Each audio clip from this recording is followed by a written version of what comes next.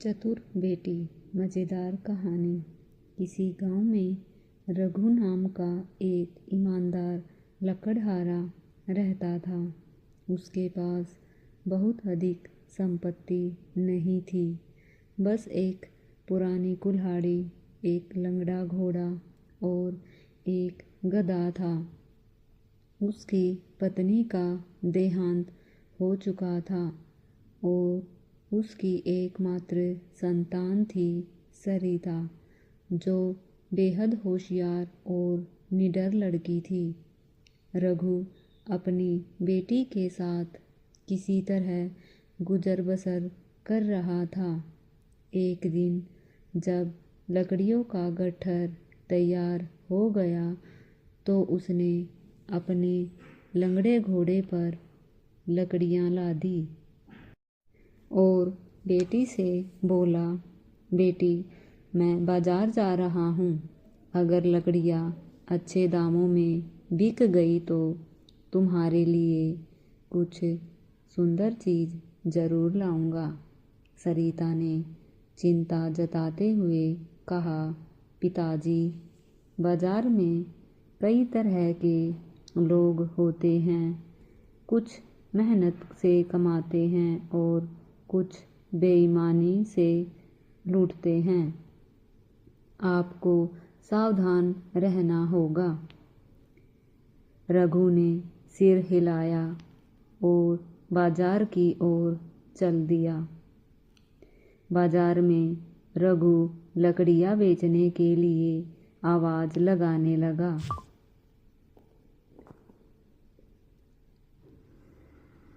लकड़ियाँ ले लो, सूखी लकड़ियाँ सस्ते दामों में। तभी वहाँ से एक धूर्त सेठ गुजरा। वह बेईमान और लालची था।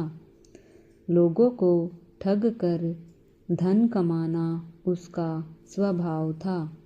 उसने लकड़हारे को देखा और सोचा, यह गरीब और भोला लग रहा है। इसे आसानी से मूर्ख बनाया जा सकता है।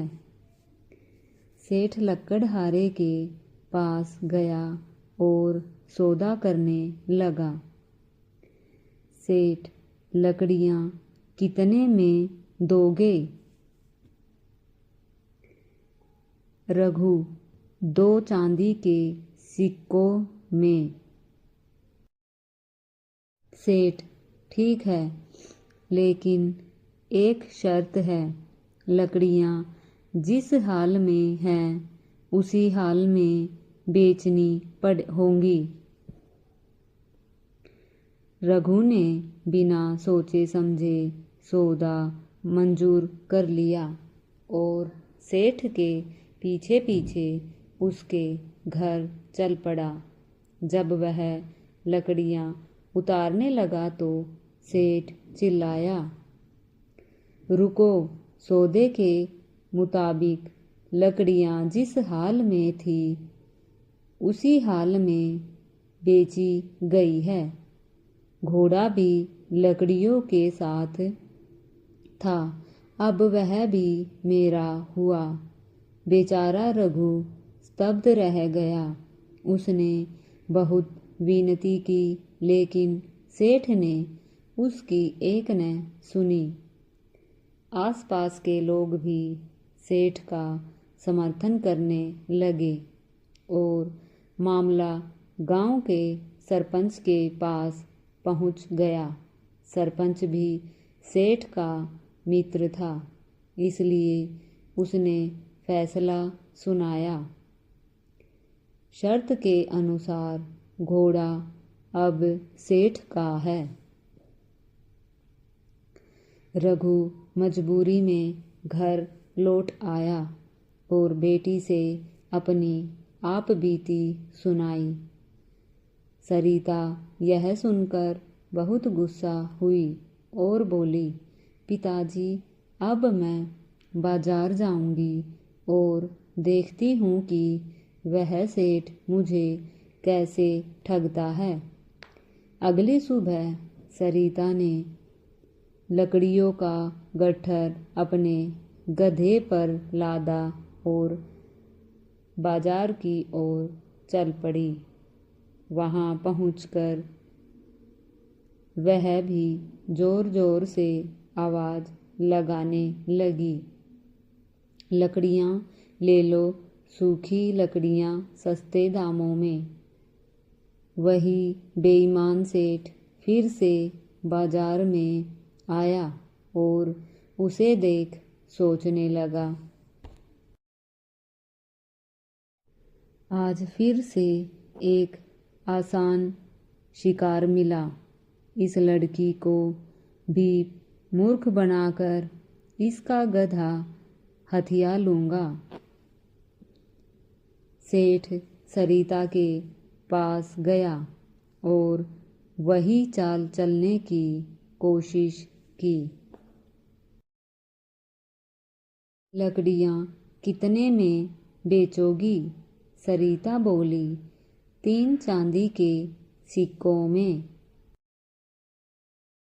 सेठ बोला, ठीक है, लेकिन लकड़ियां जिस हाल में हैं उसी हाल में बेचनी होंगी। सरिता ने मुस्कुराकर कहा, ठीक है, लेकिन मेरी भी एक शर्त है। आप मुझे सिक्के जिस हाल में होंगे उसी हाल में दोगे। सेठ अंदर ही अंदर खुश हुआ और बोला, मंजूर है। तब वह सरिता को अपने घर ले गया और बोला, अब लकड़ियां और गधा मेरा हुआ।